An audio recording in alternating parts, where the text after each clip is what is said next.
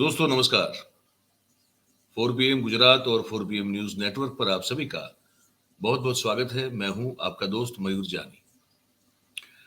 दोस्तों आज जो हम ये कार्यक्रम करने जा रहे हैं, जो इस वीडियो में जो बातचीत करने जा रहे हैं, वो वैसे इस तरह की बात करने का मन होता नहीं है इस देश के नागरिक के होने के नाते। पर कौन नागरिक चाहेगा कि लगातार जो है अपने प्रधानमंत्री के कुछ ऐसे कर्तृत्व की निंदा या टीका करें, या तो कुछ ऐसी कड़वी बात कहें जो फिर चुभती है उन लोगों को। तो किसी का वैसे मन नहीं होता है नागरिक होने के नाते भी, लेकिन हाँ, पत्रकार होने के नाते ये हमारा फर्ज बन जाता है कि अगर हमारे प्रधानमंत्री कुछ अनाप शनाप कुछ बोल देते हैं जिसका कोई बेस नहीं रहता, और वो हमेशा नहीं रहता, ये देखा जाता है कि कुछ ना कुछ जो है उनकी बातों में झूठ आ ही जाता है, और झूठ जो होता है वो थोड़ा नहीं लेकिन बहुत ज्यादा बड़ा होता है। अभी 2 दिन पहले संसद में उन्होंने अपना एक भाषण दिया, आप सब जानते हैं। उस पर हमने एक मुद्दे को अलग से हटा के कल भी बात की थी कि किस तरह से वो संसद को चुनावी सभा समझते हैं, और उस सभा में वो फिर सिर्फ अपने मन की बात करते रहते हैं। उस मन की बात में झूठ बहुत सारे होते हैं।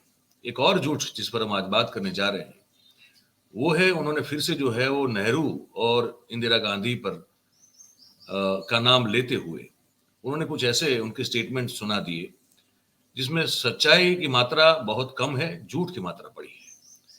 और दूसरी बात यह है कि अभी भी जो है अब जब 2024 चल रहा है, लोकसभा का चुनाव सर पे है, आजादी को आए हुए 78 साल हो रहे हैं, है ना। अब भी जो है वो बैठे बैठे नेहरू को कोसने से आखिर साहब हासिल क्या करना चाहते हैं, ये भी हमको समझना बड़ा जरूरी बन जाता है कि आखिर इतना शून्यावकाश भरा हुआ है क्या उनके मस्तिष्क में कि जो सांप्रत स्थिति है इस देश में, लद्दाख बंद चल रहा है, मणिपुर में कुछ शांति जैसा कुछ माहौल अभी भी दिखाई नहीं दे रहा है।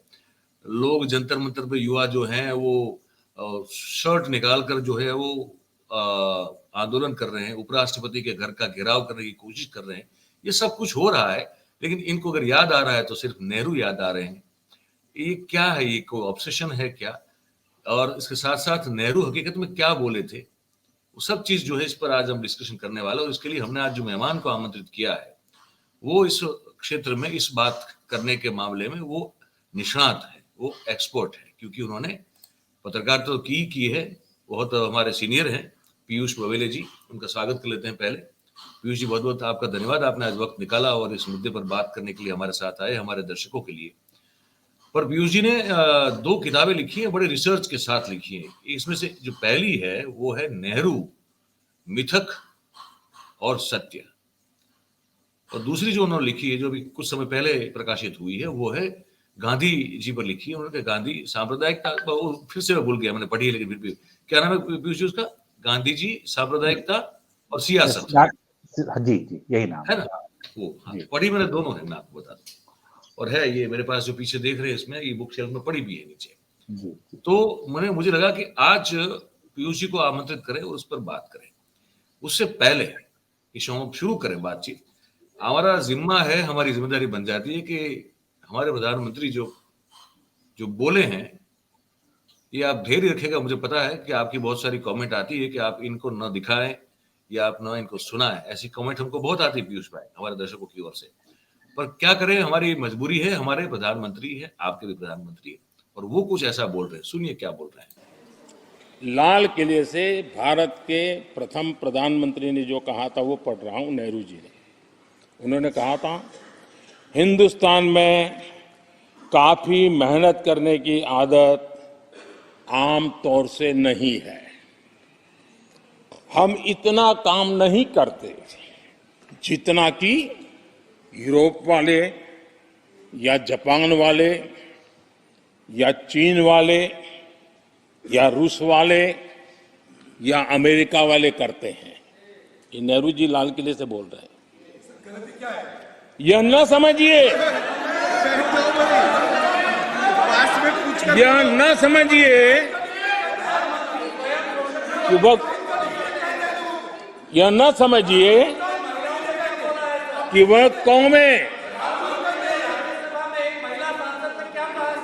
ये न समझिए कि वह कौमें कोई जादू से खुशहाल हो गई, वो मेहनत से हुई है और अक्ल से हुई है। ये उनको सर्टिफिकेट दे रहे हैं, भारत के लोगों को नीचा दिखा रहे हैं।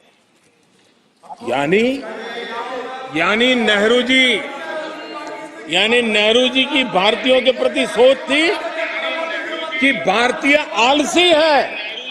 नेहरू जी की भारतीयों के लिए सोच थी कि भारतीय कम अक्ल के लोग होते हैं। और आदरणीय अध्यक्ष जी,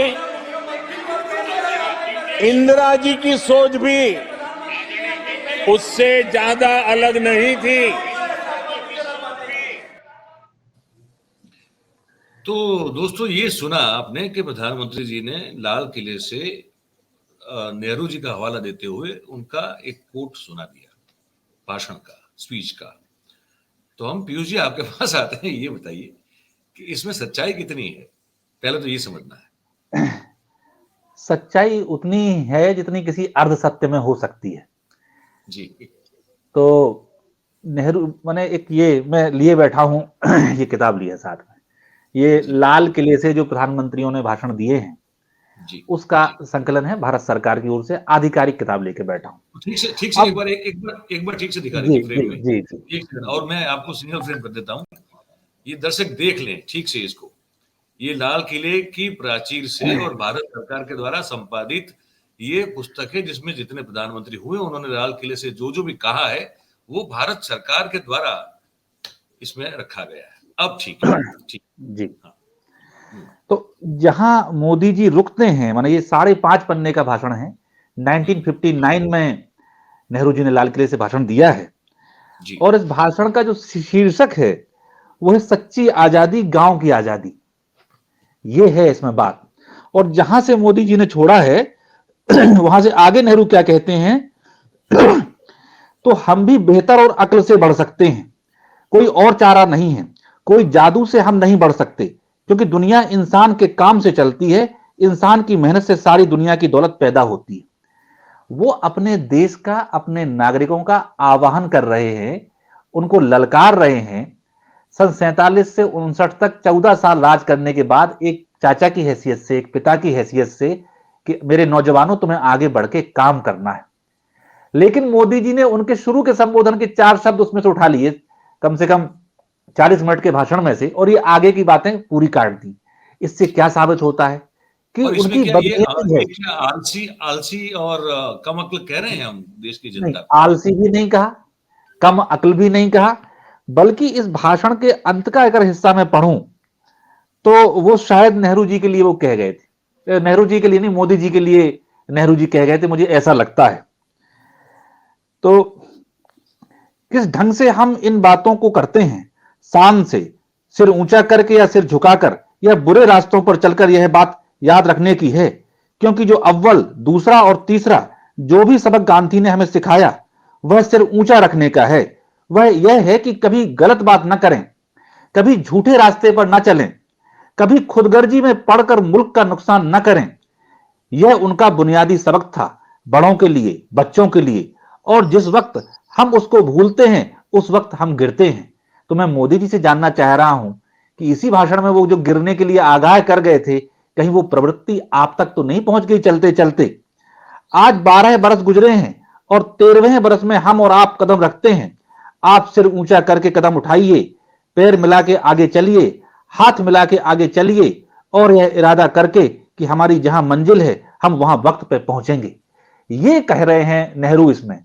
और इस भाषण का जो पूरा क्रक्स है, उनकी इस बात की चिंता, इस बड़ी ये अलग किस्म का भाषण है पूरे 17 भाषणों में नेहरू जी का। बाकी सब में वो बहुत जोश में आते हैं, भारत माता की जय बोलते हैं, कई बार डांटते हैं, कई बार फटकारते हैं। लेकिन इसमें वो भारत के नागरिकों से और नौजवानों से ये कह रहे हैं कि हम वहां नहीं पहुंच पा रहे हैं जो हमने अपना मकसद तय किया है। 2 पंचवर्षीय हमारी होने को आई, लेकिन हमने वैसे लक्ष्य हासिल नहीं किए हैं जो हम चाहते थे।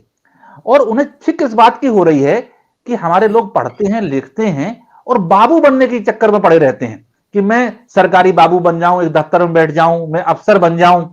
तो नेहरू इस भाषण में कहते हैं कि जो अधिकारी हैं, जो ओहदे पे बैठते हैं, वो कुछ पैदा नहीं करते हैं, वो कुछ व्यवस्थाएं जरूर करते हैं, लेकिन जो उत्पादन का काम है वो तो किसान करता है, कारीगर करता है, मजदूर करता है या शिल्पी करता है। तो जो प्रोडक्शन पूरा भारत का मैन्युफैक्चरिंग सेक्टर है, आज की भाषा में हम कहें, या भारत का आम आदमी है, उसको वो ललकार रहे हैं कि तुम्हें अपनी मेहनत करनी है, और नौजवानों से कह रहे हैं कि पढ़ लिख के तुम्हें ये मेहनत में आगे जाना है, ये बाबूगिरी की बातों में मत पड़ो, हिंदुस्तान का निर्माण करो। ये बात नेहरू वहां से बार बार कह रहे हैं, जो प्रधानमंत्री को समझ में तो आ गई होगी, लेकिन अब क्या कमी निकालें, तो उसमें से वो जानबूझ के ऐसी बात निकाल रहे हैं जो उन्होंने कही ही नहीं। जी मयूर भाई। पीयूष जी, जी मैं तो मतलब बोले हम लोग पत्रकारिता कर रहे हैं, मुझे मुझे 26 डेढ़ ढाई दशक मुझे हो गया, आप मुझसे भी वरिष्ठ हैं। हम लोग ये तो मैं नहीं समझ पा रहा हूँ, अगर आप समझ पा रहे तो बताएं कृपया जी। कि नेहरू का इतना ऑब्सेशन क्यों है भाई? मतलब और तोड़ ये मरोड़ ये ये रखनी है। बिल्कुल एक वाजिब सवाल आपने किया है। एक जी आर्टिकल मैंने लिखा था कि भाई the RSS and BJP hate to love Nehru, love to hate Nehru. जी ये किताब मेरे सामने दूसरी नेहरू मिथक और सत्य भी रखी। आप सिलसिलेवार देखें, आरएसएस और ये जो सावरकर की विचारधारा है, जिसे वो हिंदू धर्म नहीं हिंदुत्व कहते हैं, उस पर जो आमने सामने का मुकाबला आंख में आंख डाल के अगर किसी व्यक्ति ने सबसे जोरदार तरीके से किया है, महात्मा गांधी की बराबरी से किया है, तो वो पंडित जवाहरलाल नेहरू हैं। मैंने ये इसमें पूरे चैप्टर हैं 5-6 ये नेहरू जी वाली किताब में, और उसमें ये आता है कि जिस दिन गांधी जी की हत्या हो रही है उसके एक दिन पहले अटारी बॉर्डर पर नेहरू जी खड़े हैं और वहां ललकार रहे हैं कि जो भी तिरंगे का अपमान करता है उससे निपटा जाएगा। और कौन कौन जिनका नाम वो ले रहे हैं, उसमें मुस्लिम लीग का भी लेते हैं, अन्य का लिखते हैं, और आरएसएस का नाम भी लेते हैं। नेहरू बहुत क्लियरली, इन सबके डेट्स मिल जाएंगे, मैं मौखिक बोल रहा हूं, सब कागज सहित में प्रमाणित आपको दे सकता हूं, मुख्यमंत्रियों को पत्र लिख के कह रहे हैं कि आरएसएस की विचारधारा एक ऐसी विचारधारा है जिस तरह की विचारधारा यूरोप में कभी हिटलर की हुई थी। जी ये करते क्या है कि समाज में एक मिडिल क्लास भी होता है, बड़ा लंबा तबका होता है, लेकिन उसमें हर आदमी सफल नहीं हो पाता है। तो जो मीडियोकर दिमाग का आदमी होता है उसको ये कैप्चर करते हैं। इनकी विचारधारा बहुत सिंपल है, उसमें सोचना नहीं होता और वो नेगेटिव होती है, और उसमें सिर्फ घृणा करनी होती है। ये लोगों को बड़े उसमें अपने कब्जे में ले लेती है और लोगों को आकर्षित करती है। दुर्भाग्य से भारत में भी आरएसएस की विचारधारा की ओर आकर्षित हो रहे हैं, नेहरू जी उस समय कह रहे हैं। अगर बड़ी संख्या हमारी जाती है तो देश को नुकसान होगा। मुझे भरोसा है कि ये लोग देश पर कब्जा नहीं कर पाएंगे, लेकिन अगर ये आगे बढ़ते हैं तो देश को नुकसान बहुत हो जाएगा, ये देश के लिए दिक्कत होगी। ये नेहरू कहते हैं। सर्वपल्ली राधाकृष्णन जो बाद में चल के भारत के राष्ट्रपति बनते हैं, गांधी जी की हत्या से 10-15-20 दिन पहले की बात है, रीवा में आरएसएस के एक कार्यक्रम में जाते हैं, नेहरू जी को इसकी सूचना मिलती है। वो बड़े कड़े शब्दों में उनसे कहते हैं कि आपको ऐसे संगठनों के पास जाने की कोई जरूरत नहीं है। ये सब नेहरू कर रहे हैं। और आप इसमें देखेंगे तो श्यामा प्रसाद मुखर्जी तो नेहरू जी की कैबिनेट में थे, और जब गांधी जी की हत्या हो जाती है और हिंदू महासभा पे बड़े पैमाने पर आरोप लगते हैं, तो नेहरू पत्र लिख के मुखर्जी से ये कहते हैं कि ये समय आ गया है जब आप अपनी स्थिति क्लियर कर दें और हिंदू महासभा से खुद को अलग कर लें। उसके बाद मुखर्जी हिंदू महासभा से इस्तीफा देते हैं, उससे बाहर आते हैं, फिर जनसंघ बनता है और फिर भाजपा बनती है। तो ये नेहरू की शक्ति थी जिससे वो पार्टी से उन्हें बाहर आना पड़ता है। नेहरू ने कभी टॉलरेट नहीं किया। 1952 के चुनाव में खड़े होकर नेहरू रैली को संबोधित कर रहे हैं, और वहां ये कहते हैं कि कुछ लोग ये कहते हैं कि सेकुलर का मतलब नास्तिक होना है।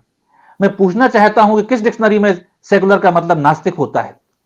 और श्यामा प्रसाद मुखर्जी को ललकारते हुए वो कहते हैं कि सांप्रदायिक आदमी अपने मुंह से तो कहता नहीं है कि मैं सांप्रदायिक हूं, छत पे खड़े होकर तो ऐलान नहीं करता हूं कि मैं सांप्रदायिक हूं, उसको तो उसकी हरकतों से पहचाना जाता है।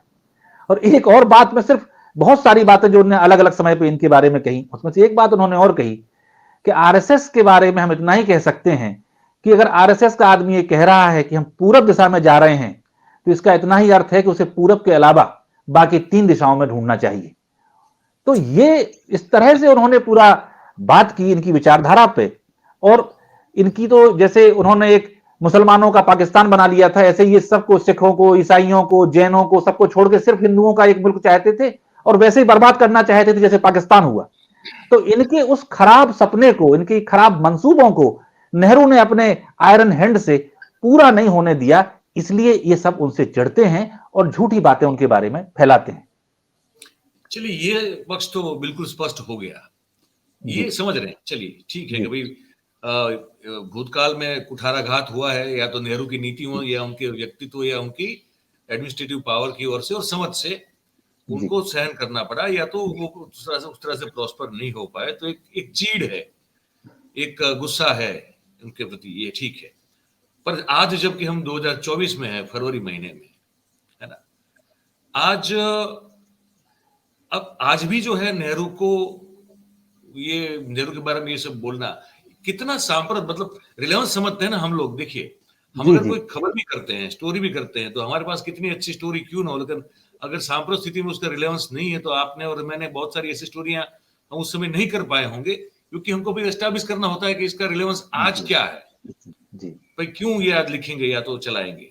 ये बहुत रिलेवेंस क्या है इसका बहुत ज्यादा रिलेवेंस है जी, क्योंकि मोदी सरकार बजट पेश कर रही है, बजट में कुछ है नहीं, बजट की चर्चा कहीं हो ना जाए, बजट पे कहीं उसकी व्याख्याएं ना होने लगे, लोग ये ना पूछने लगे कि आपने तो कहा था कि 2 करोड़ रोजगार हर साल देंगे, आपने कहा था कि 2022 में बुलेट ट्रेन चल जाएगी, आपने ये भी कहा था मोदी जी ने कि 2019 तक गंगा जी साफ हो जाएंगी, मोदी जी ने 2022 में ये भी कहा था कि किसानों की आमदनी दोगुनी हो जाएगी, और भी बातें, ये तो मुझे तुरंत में याद आ गई।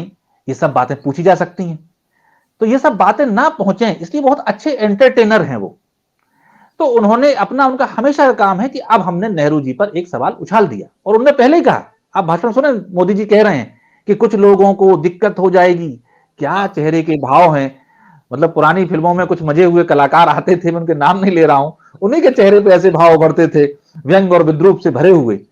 तो इशू को डाइवर्ट करने की जो प्रतिबद्धता मोदी जी की है, उसी का परिचय देने के लिए उन्होंने ये दिया, और उन्हें पता है कि उनके जो तमाम नक्कार खाने में जो ढोल वाले बैठे हैं, वो बजट को छोड़ के इसे बजाने लगेंगे, इसलिए उन्होंने ये काम किया। और ये आज नहीं कर रहे हैं, लगभग 10 साल से, जब से वो प्रधानमंत्री बने हैं, और पूरी भाजपा की ट्रेनिंग हो गई है कि ना समाज व्यवस्था की बात, ना अर्थव्यवस्था की बात, ना रोजगार की बात, ना खेती की बात, ना मजदूरी की बात, इनमें से कोई बात नहीं होनी है। हम एक अतीत पर हमला करेंगे और हवा में लड़ाइयां लड़ने लगेंगे। टेलीविजन हमारे पास है, सोशल मीडिया पे बहुत हद तक कंट्रोल हमारा है, वाचाल लोग हमारे पास हैं, तो हम अपनी अपनी हाँकते चले जाएंगे, इसलिए वो ये करते हैं। वो राहुल गांधी ने मेरे ख्याल से शायद अमेरिका में जब वो यात्रा पे थे, तो उन्होंने बड़ा अच्छा एग्जाम्पल दिया था कि भारतीय जनता पार्टी वो पार्टी है जो हमेशा गाड़ी चलाते वक्त जो है वो रियर व्यू मिरर में देखा करती है। वो रियर व्यू मिरर देखती है कि पीछे क्या हो रहा है। तो शायद बात लगता है कि उनकी बात सही है।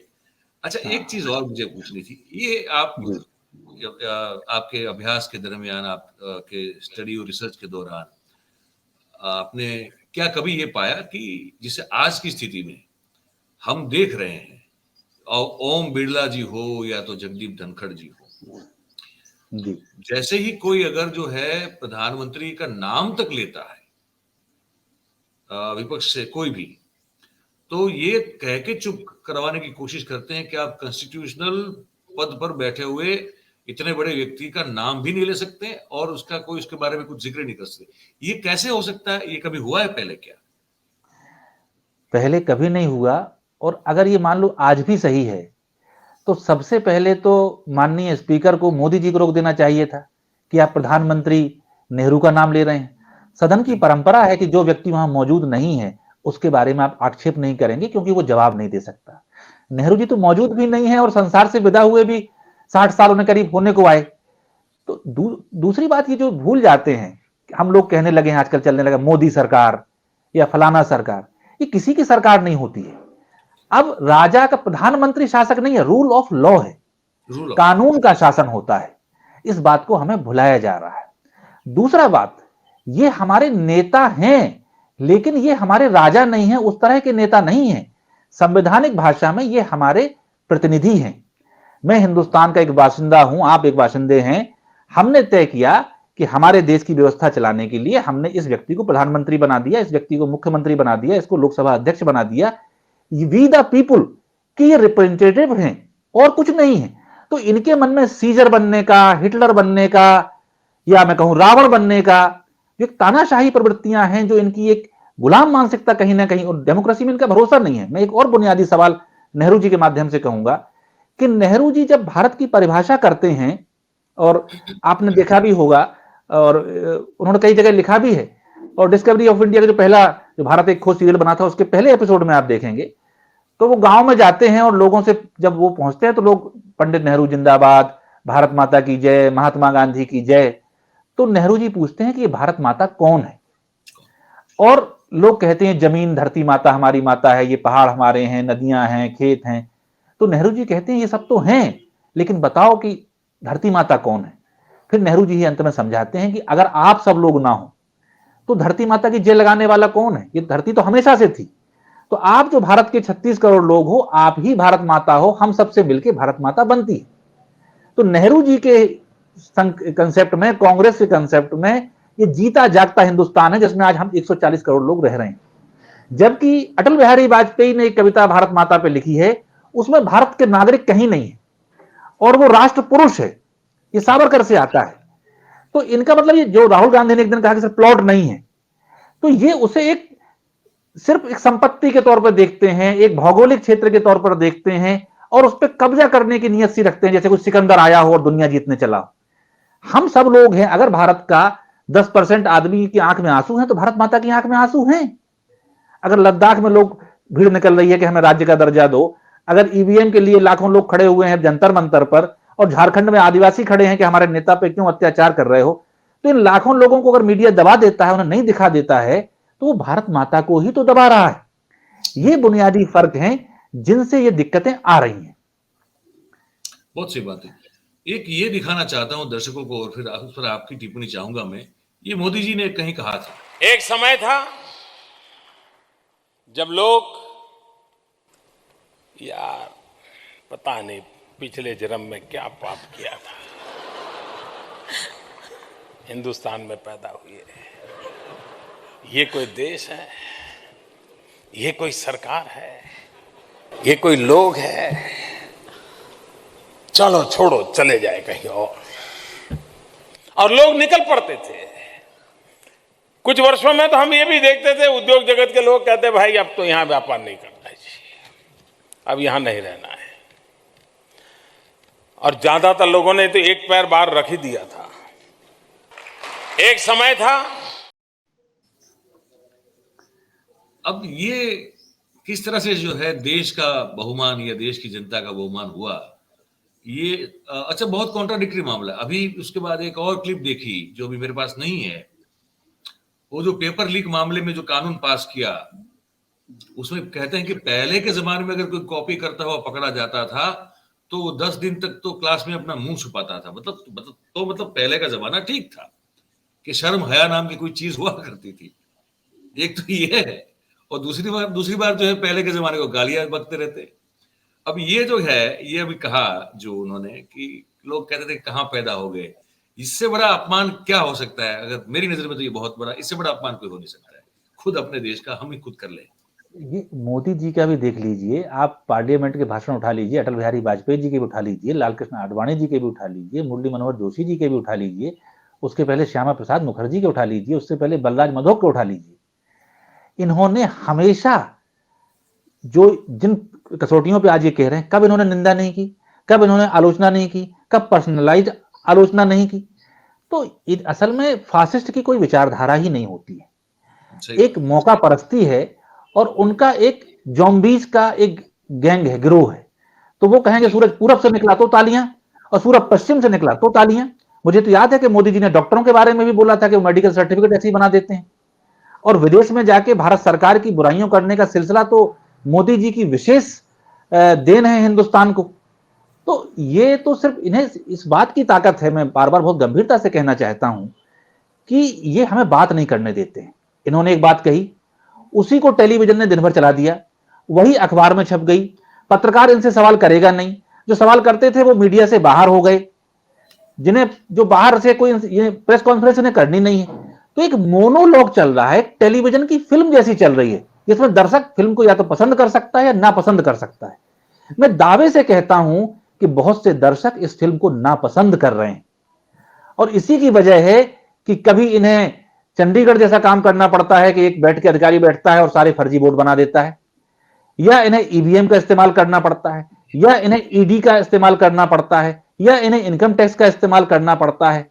तो आज जो ये संवैधानिक पद पर बैठे हैं, ये जो स्थिति हिंदुस्तान की जनता की इच्छा नहीं है। अब तो उसे दबा के, उसके साथ छल करके, उसे खरीद के, दबा के उस जगह पर बैठे हैं, जो कि एक तानाशाही सरकार की आदत होती है। तो इनसे सवाल हो नहीं पा रहे हैं। लेकिन भारत का अपमान करने में इन लोगों से बढ़कर तो कोई भारतीय जनता पार्टी से रहा ही नहीं। और अगर आप गौर से देखें तो डॉक्टर अंबेडकर ने कहा है कि जो बात मोहम्मद अली जिन्ना मुसलमान का नाम लेके कहते थे, वही बात विनायक दामोदर सावरकर हिंदू का नाम लेके कहते थे, और ये दोनों आइडियोलॉजिकल एक दूसरे की मिरर इमेज हैं, और वो दोनों को ही बंटवारे का, बराबरी का जिम्मेदार बताते हैं। ये वो सोच है जो हिंदुस्तान की विरोधी है। अब इन्हें सत्ता मिल गई है तो ये जो कह रहे हैं वही सही होता जा रहा है। आखिर में एक सवाल है सिर्फ, आपको क्या लगता है जी कि ये सोच से, इस तरह की सोच से, क्योंकि हर चीज हथिया ली है, हर चीज पर कब्जा कर लिया है, हर एजेंसीज जो है उनके इशारों पर नाच रही है, और हम सब देख रहे हैं कि सत्ता का कैसा नंगा नाच जो है इस देश में अभी हो रहा है। ईवीएम को लेकर 4PM पर हमने बहुत पहले से एक लड़ाई और मुहिम छेड़ कर रखी है। आज देश में भी जो है बहुत सारी एक मूवमेंट दिख रही है, अलग बात है वो। अब इस सोच से, इसका जो एक जो कहते हैं ना, इसकी मुट्ठी में आ गया है देश पूरा, आपको क्या लगता है कि कैसे इस सोच से जो है इसको छुटकारा पाया जाए, कैसे निजात पाया जाए? आपको कहीं करीबी फ्यूचर में, नियर फ्यूचर में कहीं नजर आता है क्या आपको? देखिए, देश की जिंदगी हमारी आपकी जिंदगी से बहुत बड़ी होती है, और उसे हम बहुत शॉर्ट टर्म में नहीं देख सकते। मैं मानता हूं कि इनका बहुत कब्जा हो गया है, लेकिन क्या इनका कब्जा उतना ज्यादा हो गया है जितना अंग्रेजों का था? उतना तो नहीं हुआ है। जब कहा जाता था कि Indians and dogs are not allowed, जब हमें इंसान नहीं माना जाता था, लेकिन लड़ाई हुई, और किसकी दम से हुई? हिंदुस्तान की आवाम के दम से हुई। और गांधी जी ने इसीलिए अहिंसा का रास्ता पकड़ा था कि लोगों में बंदूक तो सबके पास थी नहीं, दूसरा लोग डरते थे कि हम बंदूक उठाएंगे हम मार दिए जाएंगे, तो खड़े हो जाओ। और एक के बाद एक आंदोलन हुआ, 20 में हुआ, 30 में हुआ, 40 में हुआ, 3 बड़े आंदोलन हुए, और वो कोई बहुमत से नहीं हुए, वो जनमत से हुए। तो इस समय विपक्ष की सबसे बड़ी बात यह है कि चुनाव कोई जीते, लेकिन जनता को यह स्पष्ट हो जाए कि हम इनके साथ थे, हमने वोट इन्हें दिया है, देश इनके हाथों में सुरक्षित है। यह बात समझाना जरूरी है। और अभी हमने देखा कि किसान आंदोलन जब हुआ और किसान दिल्ली के बॉर्डर पर साल, 1.5 साल, 2 साल बैठे रहे, तो इसी सरकार को अपनी सारा तानाशाही, सारे हथकंडों और आंदोलन को बदनाम करने की साजिशों के बावजूद उसके सामने झुकना पड़ा। अभी दूसरा हमने देखा कि महिला पहलवानों ने अपनी लड़ाई से पीछे नहीं हटी, तो अंत में सरकार को झुकना पड़ा। ये यही की बात है। और तो मैं कहता हूं, शाहीन बाग पे हमारी बहनें बेटियां जो वहां बैठी नहीं 1.5-2 साल, उसका भी असर हुआ कि उस समय के कानूनों को अंत में होल्ड करना पड़ा। तो जो समय गांधी से आने के पहली कांग्रेस और गांधी के बाद की कांग्रेस में था, मैं इसलिए रेफर कर रहा हूं कि गांधी जी के आने से पहले यह मानती थी कांग्रेस पार्टी कि हम जो गवर्नर की एग्जीक्यूटिव काउंसिल है वहां बैठ के विरोध भाषण देंगे, ज्ञापन देंगे और संवैधानिक तरीकों से बात करेंगे कि हम एक ज्ञापन दिया, लिख के भेज दिया, उसको वो मान जाए। वो नहीं माना गया।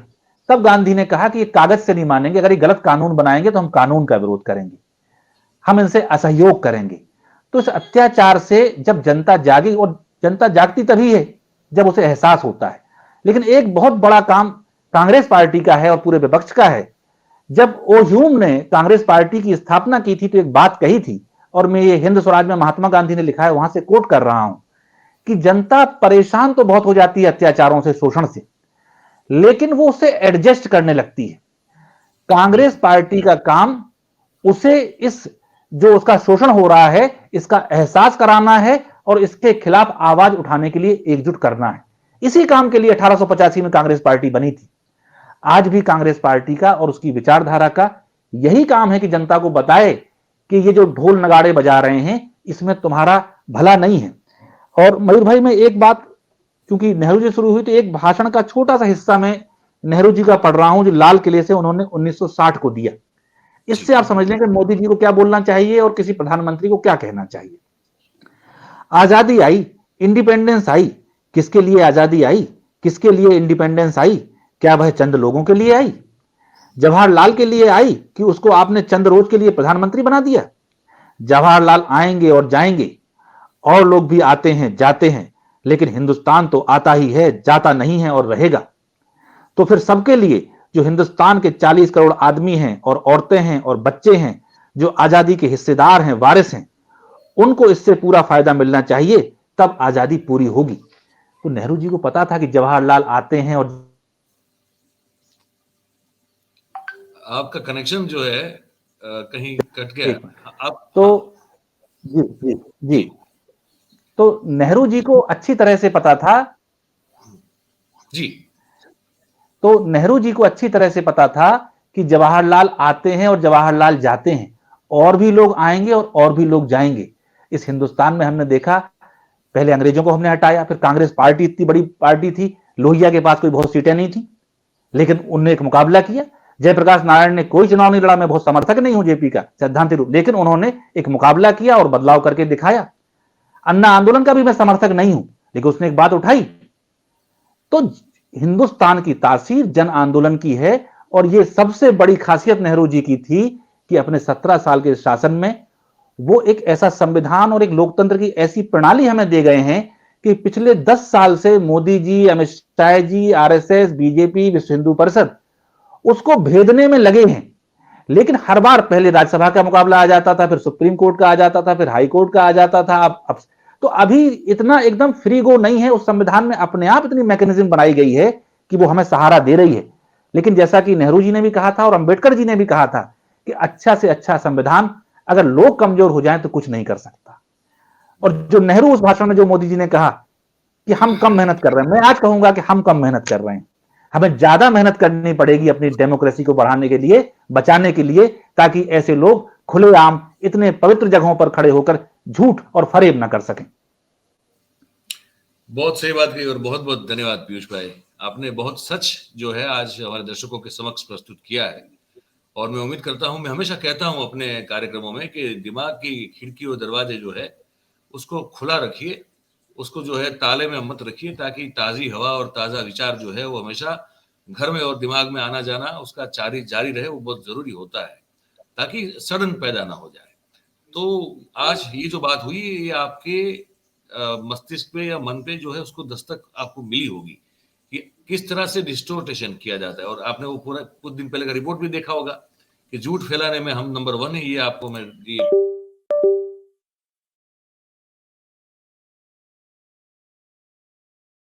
हैं।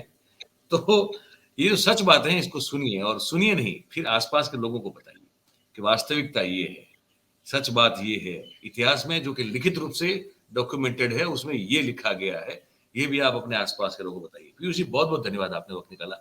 ऐसे ही धन्यवाद, आपसे धन्यवाद मेरे भाई। उम्मीद करते हैं कि आप को भी हमारे साथ बातचीत करने में और हमारे दर्शकों के साथ आपको अच्छा लगा होगा। ऐसे ही आपको आमंत्रित करते रहेंगे, आपके साथ ऐसी कुछ इतिहास की बड़ी अच्छी बातें, सही बातें दर्शकों तक पहुंचाते रहेंगे। धन्यवाद आपका। Thank you. Thank you, thank you. तो दोस्तों, इस कार्यक्रम में आज बस अब इतना ही है। सोचने के लिए बहुत सारी चीजें जो हैं आपको इस कार्यक्रम से मिल जाएंगी। अब सोचने का काम तो फिर आपका है, हमारा काम है आप तक जो है उसको पहुंचाना। अब हमने पहुंचा दिया इस कार्यक्रम के जरिए, अब सोचना आपका काम है। अब सोचिए, और उसके बाद आपको क्या लगा, आपने मन में आपके इसको कार्यक्रम को देखने के बाद क्या विचार उत्पन्न हुए, वो आप जो है कमेंट बॉक्स में कमेंट करके हमको लिख के जरूर से बताइएगा। और जैसे हम हमेशा कहते हैं, आज भी कह रहे हैं कि अगर आपको ये बातचीत पसंद आ रही है तभी इस वीडियो को लाइक करें, और फिर लाइक करने हैं तो फिर उसके बाद इसकी लिंक को हो सके उतना शेयर करें, ताकि ये ज्यादा से ज्यादा लोगों तक पहुंच पाए, आप सबके सहयोग से, आप सबके समर्थन से। और बात अगर आपको उससे आगे भी जो है मैं कहना चाहूंगा कि इस प्लेटफॉर्म जिस पर हम ये बात कर रहे हैं, अगर वो सब अच्छा और सच्चा और सही लग रहा है तो फिर इसको सब्सक्राइब करें और अपने आसपास के लोगों से करवाएं, ताकि हमारा दर्शक परिवार जो है और बढ़ता रहे। बहुत बहुत धन्यवाद करेंगे आप सभी का इस कार्यक्रम में हमारे साथ जुड़ने के लिए। Thank you very much. नमस्कार।